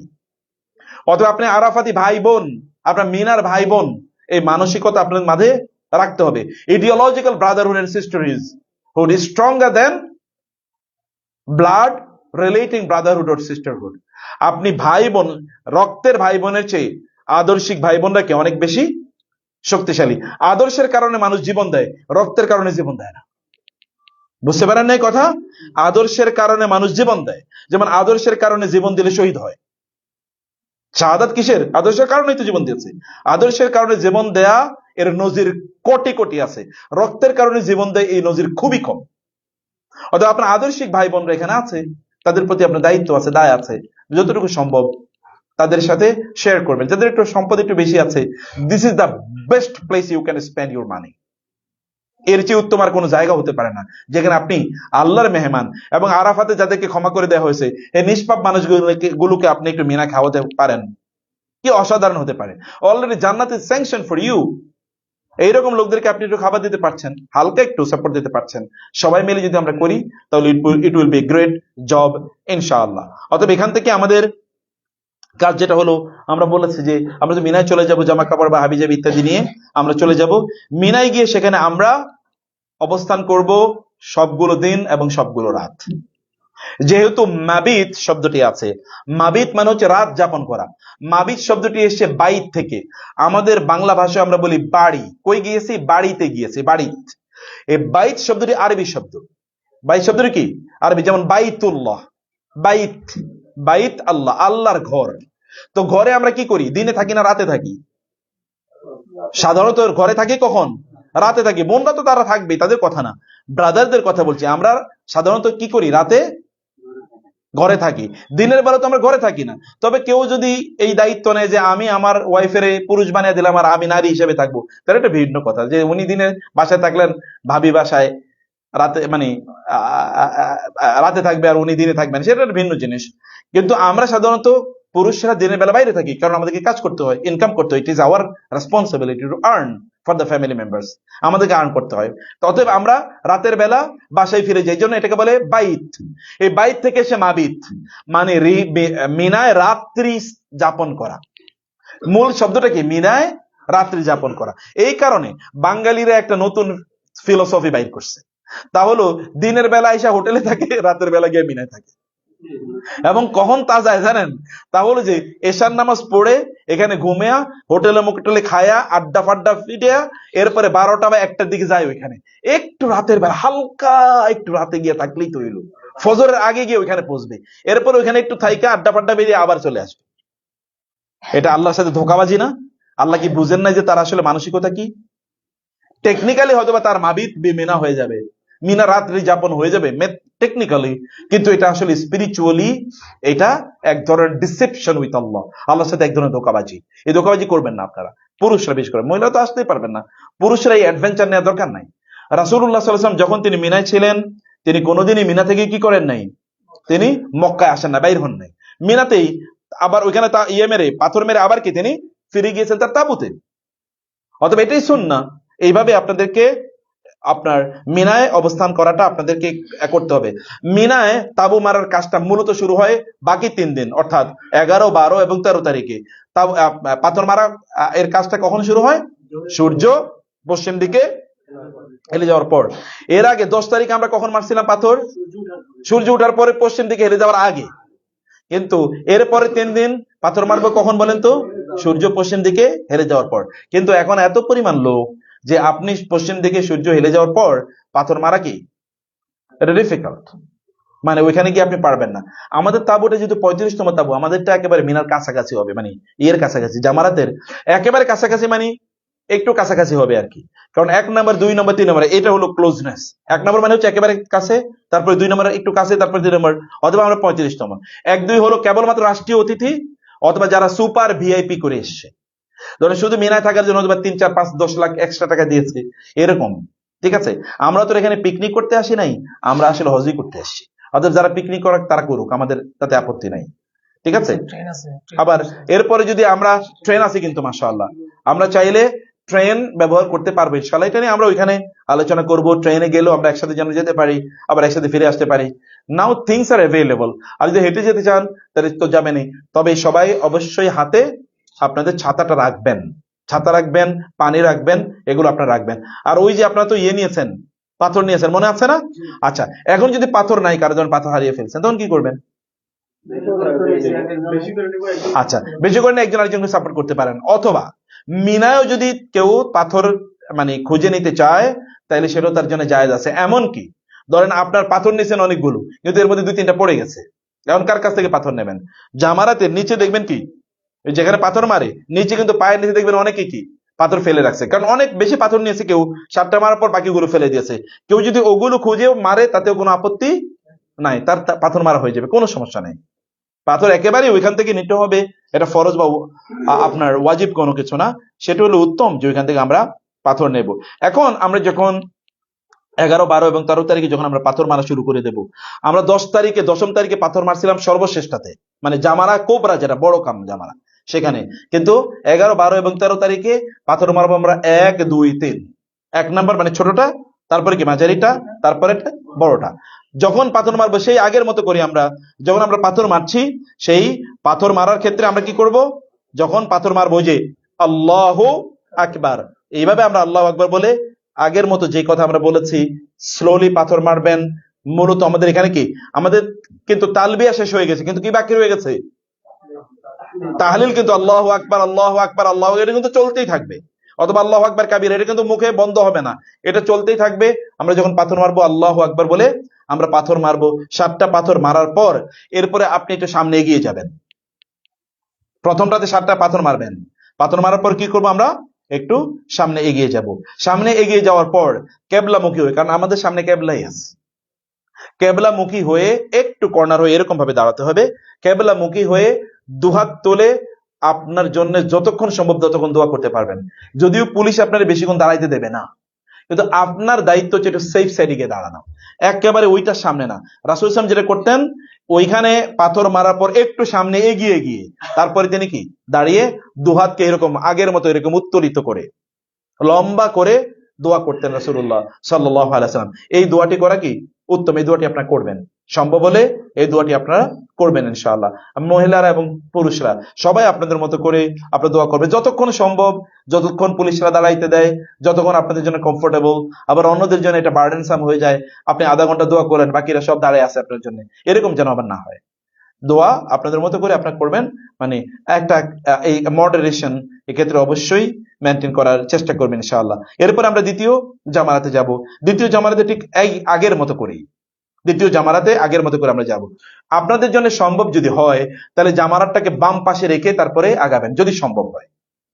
বুঝতে পেরেছেন কিনা? জামারাত তো ধরেন এই যে এরকম মানে একটা পিলার, অর্থাৎ পিলারের এই ডান দিক দিয়েও যাওয়া যায়, আবার কি বাম দিক দিয়েও যাওয়া যায়। আপনি ডান দিক দিয়ে, পিলারের ডান দিক দিয়ে যাওয়ার চেষ্টা করবেন, আমরা সবাই চেষ্টা করব, যদিও পুলিশ অনেক নিয়ন্ত্রণ করবে সেখানে। আপনি ডান দিক দিয়ে মানে জামারাতটাকে অর্থাৎ পিলারটাকে বাম দিকে রেখে তারপরে পাথর মেরে একটু সামনে এগিয়ে এসে তারপরে দোয়া করার চেষ্টা করবেন, এটা অধিকতর সুন্নাহসম্মত। আবার জামারাতের একেবারে শুরুতেই ধরেন এই যে এটা পিলার, একটা এক্সাম্পল বলছি, আপনি তো এদিকে যাচ্ছেন, এই পিলারের এখান থেকে আপনি পাথর মারা শুরু করবেন না, এই পিলারটা এখান থেকে ধরেন ওই দরজা পর্যন্ত, এই দরজা থেকে ওই দরজা, এটা তো একটা পিলার, লম্বা পিলার।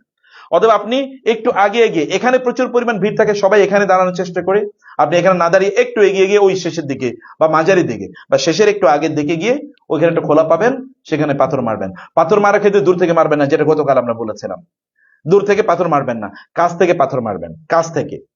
আবার পাথর মারার ক্ষেত্রে বড় পাথর মারবেন না, ছোট পাথর মারবেন। পাথর মারার ক্ষেত্রে যেহেতু মূল কাজটা হচ্ছে কি আল্লাহ জিকির, পাথর মারার ক্ষেত্রে কেবল আল্লাহু আকবার এটাই আমাদের মাথায় থাকবে, অন্য কোনো কিছু এখানে না।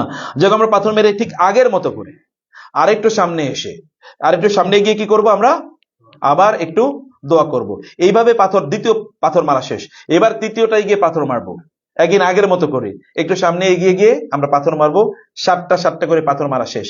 পাথর মারা যখন তৃতীয়টাতে শেষ, তখন দাঁড়িয়ে এবার একটা লম্বা 1 ঘন্টার একটা দোয়া করবেন। মাশাআল্লাহ। তাহলে 3 নম্বরে আর কি নাই, কোনো দোয়া নাই। প্রথম 2টাতে দোয়া আছে, তৃতীয়টাতে কি নাই, দোয়া নাই। সেখান থেকে আমরা পাথর মারার পর এরপরে আবার আমরা কোথায় চলে আসব, তাবুতে চলে আসবো। যেহেতু এবার শয়তানের পাথর মারছেন, এখন তো আমরা শয়তান ফ্রি। এবার শয়তান যেহেতু ফ্রি, মানে আমরা এখন ফ্রি ফ্রম দি শয়তান, অতএব এবার চলেন নিজেরাই শয়তান হয়ে যাই, নাকি? ওইখানে অধিকাংশ লোকের চরিত্র হলো এরকম, কারণ ওইখানে কোনো কাজ নাই, ওইখানে কোনো কাজ নেই। আর বাঙালি তো কি আপনার ঝগড়া প্রিয়, তর্ক প্রিয়, গল্প প্রিয়, অথবা ওইখানে বসে এই কাজগুলো প্রচুর পরিমাণে করে। বিশেষ করে ওইখানে আলোচনার কেন্দ্রবিন্দু হয় কার সাথে কোন এমপির রিলেশন আছে, কে প্রতিদিন কোন মিনিস্টারের সাথে কি খায়, চা খায়। যেমন মানে আমরা এখানে আসার আগে একটা ইয়ে হয়েছে আর কি, আমি আপনাদেরকে বলছি কিনা জানি না, দুইজন বান্ধবী, মানে তারা বান্ধবী না, পরিচিত আর কি, তারা একজন আরেকজনের সাথে ওভার ফোনে ঝগড়া করতেছে। তো ঝগড়ার অডিও রিপোর্টটা বলতেছি আর কি আপনাদেরকে। ঝগড়া আবার অডিও হয়েছে, তো অডিওটা যিনি অডিও করছেন একজন, মানে দুইজনের যে কোনো একজন, উনি আবার শুনাইছেন অডিওটা, আলোচনাটা কি হয়েছে। তো অপর প্রান্তে উনি বলতেছেন যে আপনি আমাকে চেনেন, আমি কে? আপনি, হ্যাঁ, প্রতিদিন 3-4 জন এমপি আমার বাসায় আসে আমার সাথে চা খাওয়ার জন্য। আর ওই প্রান্ত থেকে উনি বলতেছেন তাতে কি হয়েছে, প্রধানমন্ত্রী প্রতিদিন আমার বাসায় খাবার পাঠায়, আমার বাসায় প্রধানমন্ত্রী প্রতিদিন খাবার পাঠায়, আপনি কি মনে করেন আপনি কি আমারে?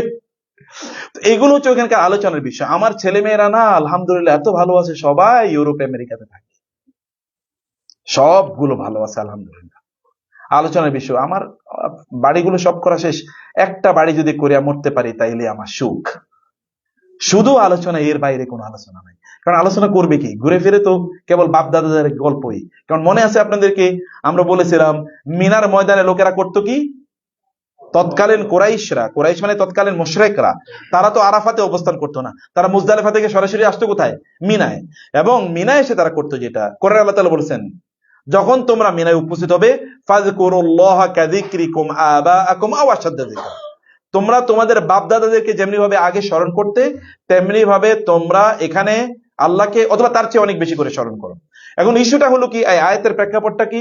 আয়াতের প্রেক্ষাপট হলো এখানে কোরাইশরা অবস্থান করার পর এবার কোরাইশরা বিভিন্ন দলে বিভক্ত হয়ে যেত, কারণ ওরা তো গ্রুপ মানে গোত্র ভিত্তিক ছিল।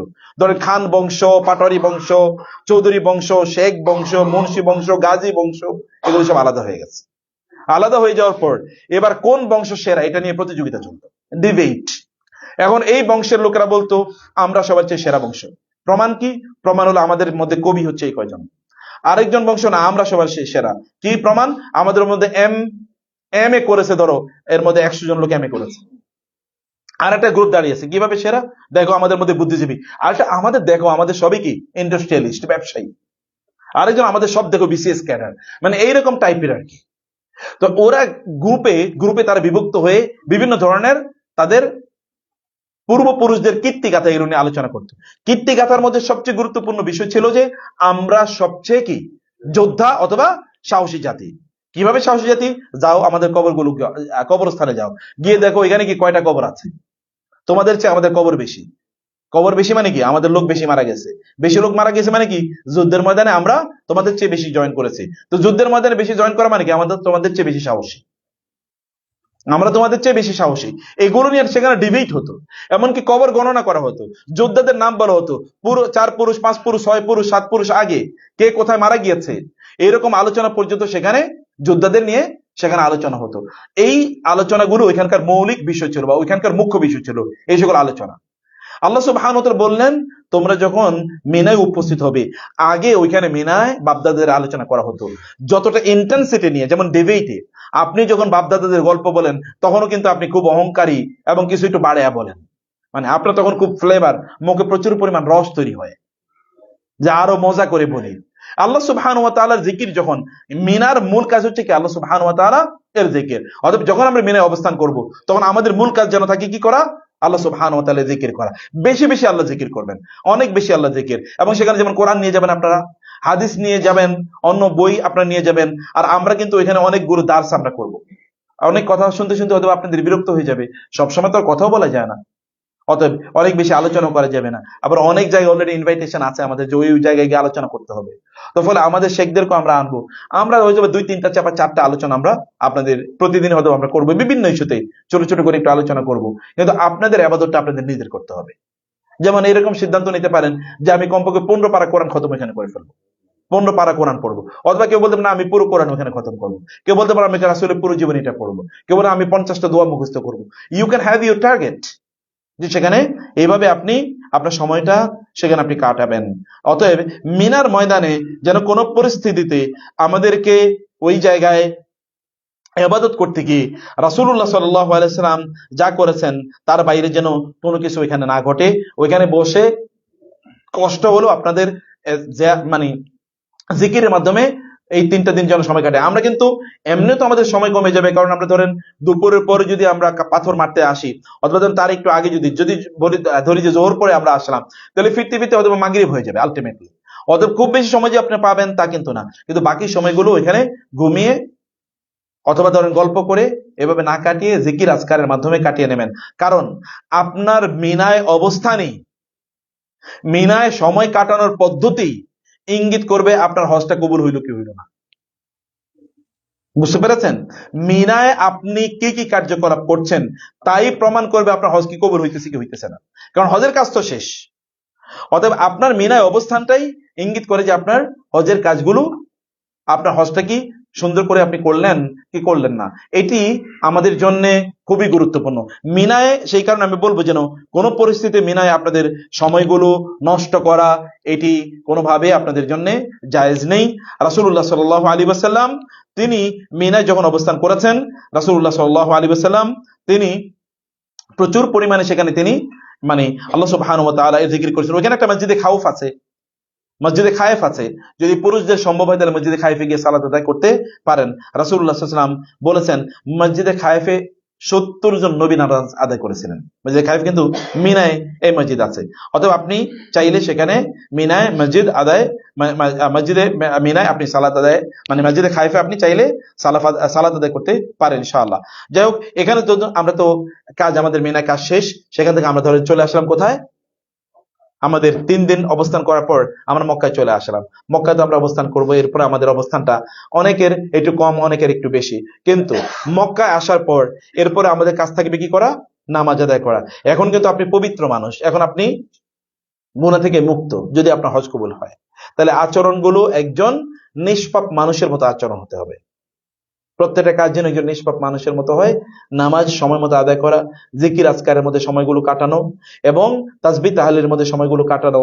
কারণ আমরা যখন মিনায়, যখন আমাদের পরের দিন অর্থাৎ 13তম বিকালে কিন্তু আমরা ওইখান থেকে কি চলে আসতেছি, অতএব ওই দিকে আসরের নামাজ পড়া যখন আমাদের শেষ, তখন কি আমাদের তাসবিহ তাহলিল যা আছে, ওই যে তাকবীর, আল্লাহু আকবার আল্লাহু আকবার, এগুলো সব শেষ হয়ে গেছে। তাসবিহ তাহলিল আছে কিন্তু তাকবীরটা আমাদের শেষ হয়ে গেছে। তালবিয়া তো আগে শেষ হয়েছে, এই দিন আমাদের কি তাকবীরও শেষ হয়ে গেল। এখন আমরা মুক্ত অবস্থায় আমাদের ইয়েতে আমরা চলে আসতে পারি।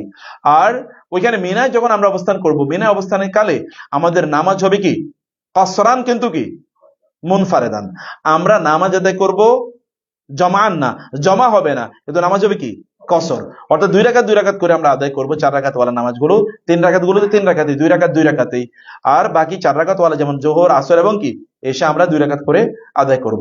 ওইখানে মিনার ময়দানে আপনি ইবাদতের মধ্যে সালাতুত তাহাজ্জুদ আদায় করতেই পারেন, ওইখানে কোনো সমস্যা নেই। তাহাজ্জুদের নামাজ আদায় করবেন, আপনি তো কি বলে এটাকে ভিতর আদায় করবেনই। এছাড়া আপনি নামাজ সময় মতো সবগুলো নামাজ, আমাদের ওইখানে আমরা হয়তো আমরা জামাত করব, আরো বহু গ্রুপ হয়তো জয়েন করতে পারে, জামাতের মাধ্যমে নামাজ আদায় করবেন। আগ থেকে প্রিপারেশন নিয়ে আসবেন যেন সময়ে মতো আপনারা নামাজ আদায় করতে পারেন। বোনেরা আমাদের সাথে তারা জয়েন করবেন, যেহেতু তাবুটা হয়তো বা পাশেই হবে আশা করছি ইনশাআল্লাহ, অথবা আপনারা আমাদের পাশেই আমাদের সাথেই জামাতে আদায় করতে পারবেন নামাজ ইনশাআল্লাহ। যাই হোক, মক্কায় যখন আমরা চলে আসব, মক্কায় আমাদের অবস্থানের পর মূল নিয়ম হচ্ছে মক্কা থেকে যত দ্রুত সম্ভব বের হয়ে যাওয়া। বুঝেন না কথাটা? হজ করার পর রাসূলুল্লাহ সাল্লাল্লাহু আলাইহি ওয়াসাল্লাম তিনি বলেছেন, হজ করার পর, এটা সহিহ হাদিস, রাসূলুল্লাহ সাল্লাল্লাহু আলাইহি ওয়াসাল্লাম বলেছেন হজ করার পর যেন কোনো একজন মানুষ তারা যেন মক্কায় বেশি সময় অবস্থান না করে, বরং এখান থেকে তারা দ্রুত মক্কা থেকে তারা বের হয়ে যায়। এই জন্য বের হয়ে যায় যে আপনার বাইতুল্লাহর প্রতি যে আপনার ভালোবাসা, এই ভালোবাসাটা যেন থেকে যায়। মানে এমন অনেকে হয় যে ধরেন আগে, এই কারণে হজ করতে আগে আসাটা ভালো, কারণ আপনার একটা ভালোবাসা তৈরি হইতে হইতে হইতে চূড়ান্ত ভালোবাসা গেছে কবে? 10 তারিখে, এরপরে মিনায়, এরপরে তাড়াতাড়ি মক্কায় আয়েশা রাসূলুল্লাহ সাল্লাল্লাহু আলাইহি ওয়াসাল্লাম কিন্তু এরপরে মক্কা বেশি দিন থাকেন নাই তিনি। এই যে মিনায় থেকে 13 তারিখে যখন তিনি মক্কায় ফিরে এসেছেন, এরপরে দ্রুত তিনি মক্কা থেকে চলে গেছেন। এটাই সুন্নাহ। এখন আমাদেরকে তো ফ্লাইটে শিডিউলের কারণে এত লম্বা সময় রাখে, বরং যদি এটা করতে পারতো যে সাহাবায়ে কেরাম বা রাসূল সাল্লাল্লাহু আলাইহি ওয়াসাল্লাম বা সাহাবায়ে কেরামরা তারা যেমন দ্রুত তারা হজ সম্পাদন করে তারা চলে যেতেন, আমরা যদি এটা করতে পারতাম, প্যাকেজটা যদি আমাদের জন্য ছোট হতো তাহলে অনেক ভালো হতো। লাইটগুলো জ্বালায় দেন। যদি ছোট হতো তাহলে কি এটা আমাদের জন্য অনেক ভালো হতো, কিন্তু আমাদের তো আনফরচুনেটলি এটা ফ্লাইটের শিডিউলের কারণে অনেক লম্বা, 40 দিন বা তার চেয়েও বেশি বা কম এরকম একটা শিডিউল হচ্ছে। তো এই কারণে আগের দিকে আসতে পারলে ভালো, এবং আগের দিকে চলে যাওয়াটা কি ভালো। যাদেরও পরবর্তীতে শিডিউল আছে, এটা আপনারা সহ অন্যান্য, যেহেতু এটা লাইভ যাচ্ছে, অন্যদের জন্য আমরা বলবো যে সম্ভব হলে যত দ্রুত সম্ভব চলে যাওয়া ভালো। কারণ হলো আপনার যখন ভালোবাসাটা চূড়ান্ত একেবারে তুঙ্গে আছে, ওই তুঙ্গের ভালোবাসাটা নিয়ে যাওয়াটা এটা উত্তম। এরপরে লোকজন থাকবে, ধীরে ধীরে লোকজন কমতে থাকবে, আপনার মধ্যে একটা বোরিংনেস চলে আসার সম্ভাবনা আছে। এটা যেন না আসে, ফুল ভালোবাসা নিয়ে, অনুভূতি নিয়ে আপনি যাবেন। আমার মাকে নিয়ে আমি যেবার হজ করলাম, আমার মা যাওয়ার সময় মানে পুরোটা রাস্তা তো কেঁদেছেই। আমরা কিন্তু মদিনা থেকে জেদ্দা পর্যন্ত এসেছি, প্রায় 16 ঘন্টা আগে বাসে উঠাইছে আমাদেরকে। আমার মনে হয় 16 ঘন্টায় তিনি কাঁদছেন। মানে এই যে এত ফিলটা, যে ভালোবাসাটা, মানে এরকম ভালোবাসা এখানে হজের পরে 1-2 দিন পরে মদিনায় চলে গেছি, মদিনায় কয়েকদিন থেকে তারপরে আমরা চলে গেছি হলো জেদ্দা, মানে বাংলাদেশে চলে গেছি। ওই ফুল ভালোবাসাটা নিয়ে যেতে পেরেছি। এই ভালোবাসাটা তাজা অবস্থায় মক্কা লিভ করাটা এটি সুন্নাহ, রাসূলুল্লাহ সাল্লাল্লাহু আলাইহি ওয়াসাল্লাম তাই করলেন। কিন্তু একটা জিনিস বাকি রয়ে যায়, সেটা হলো কি, যেহেতু আমরা আসছি কি করার জন্য? বাইতুল্লাহ হজ করার জন্য। ওয়ালিল্লাহি আলান নাসি হিজ্জুল বাইতি, বাইতুল্লাহ, অতএব বাইতুল্লাহ সর্বশেষ কি সাক্ষাৎ আমাদের করে যেতে হবে। সেটাকে রাসূল সাল্লাল্লাহু আলাইহি ওয়াসাল্লাম বলেছেন, লা ইয়ানফিরান্না আহাদুন হাত্তা ইয়াকুনা আখির আদি তাওয়াফ বিল বাইত। তোমাদের কেউ যেন মক্কা থেকে বিদায় তওয়াফ না করে না যায়, সর্বশেষ তার সাক্ষাৎটা যেন বিদায়ী তাওয়াফের মাধ্যমে হয়। তাওয়াফ তো তাওয়াফই, বিদায়ী তাওয়াফের সাথে কি নাই? সাই নাই। সকল ফরজ তাওয়াফের সাথে কি আছে? সাই আছে। আর ওয়াজিব বা নফল তাওয়াফের সাথে কি নাই? সাই নাই।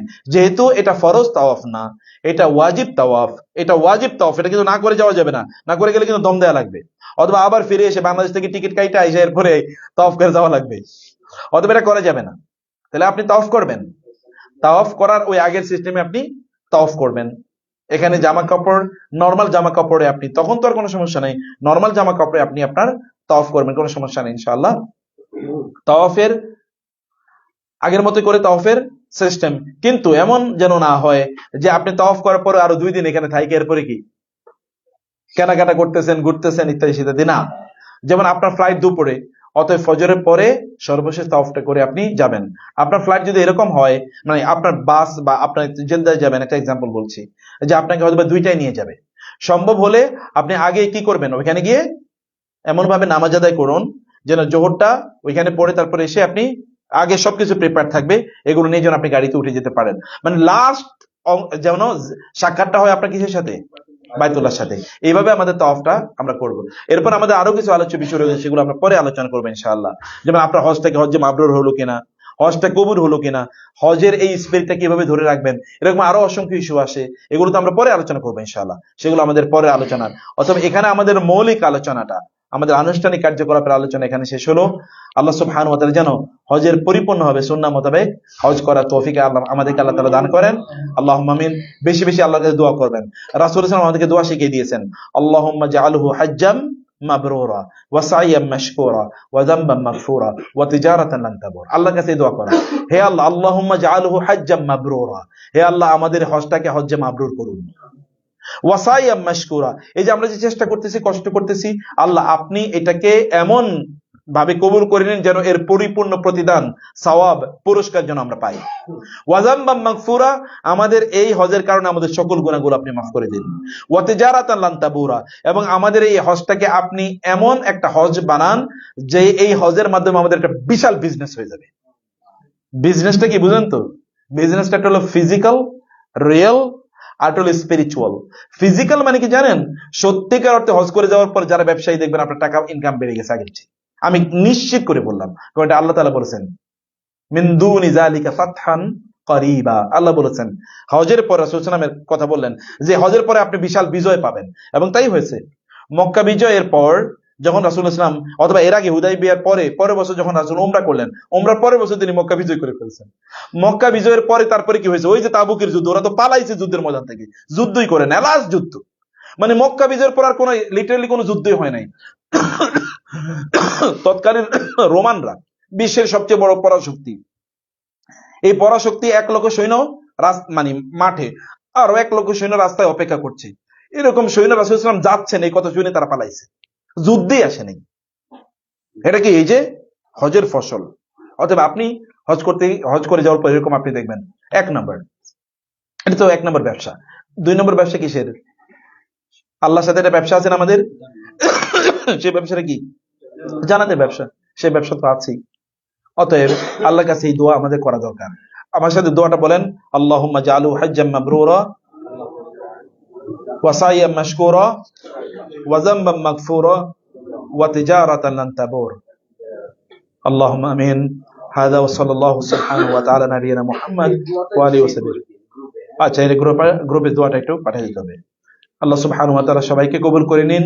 আল্লাহ তুমি আমাদের হজ কবুল করে নাও, আমাদের জন্য জার্নিটাকে সহজ করে দাও আল্লাহ, আমাদের জন্য জার্নিটা সহজ করে দাও আল্লাহ, আমরা যেন সুন্নাহ মোতাবেক কাজগুলো করতে পারি সেই তৌফিক দাও আল্লাহ।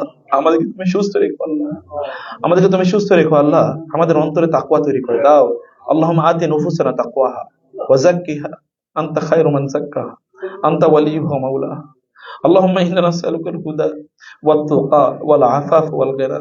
اللهم إنا نسألك الهدى والتقى والعفاف والغنى. اللهم إنا نسألك الجنة وما قرب إليها من قول أو عمل، ونعوذ بك من النار وما قرب إليه من عمل. اللهم اقسم لنا من خشيتك ما تحول به بيننا وبين معصيتك، ومن طاعتك ما تقربنا به جنتك، من اليقين ما تهون به علينا مصائب الدنيا، ومتعنا بأسماعنا وأبصارنا وقواتنا ما أحييتنا، واجعلها الوارث منا، واجعل ثأرنا على من ظلمنا، وانصرنا على من عادانا، ولا تجعل الدنيا أكبر همنا ولا مبلغ علمنا، ولا تسلط علينا من لا يخافك ولا يرحمنا. اللهم ارحمنا بالقرآن العظيم، اللهم انصرنا بالقرآن العظيم. اللهم اجعله حجا مبرورا وسعيا مشكورا وذنبا مغفورا وتجارة لن تبور. اللهم اجعله حجا مبرورا وسعيا مشكورا وذنبا مغفورا وتجارة لن تبور. ربنا هب لنا من أزواجنا وذرياتنا قرة أعين واجعلنا للمتقين إماما. رب هب لي من لدنك ذرية طيبة إنك سميع الدعاء. ربنا هب لنا من لدنك ذرية طيبة إنك سميع الدعاء. رب اجعلني مقيم الصلاة ومن ذريتي ربنا وتقبل دعاء. اللهم جني وبني أن نعبد الأصنام. هذا وصلى الله سبحانه وتعالى نبينا محمد وآله وصحبه أجمعين. سبحانك اللهم وبحمدك أشهد أن لا إله إلا أنت أستغفرك وأتوب إليك. والسلام عليكم ورحمة الله وبركاته.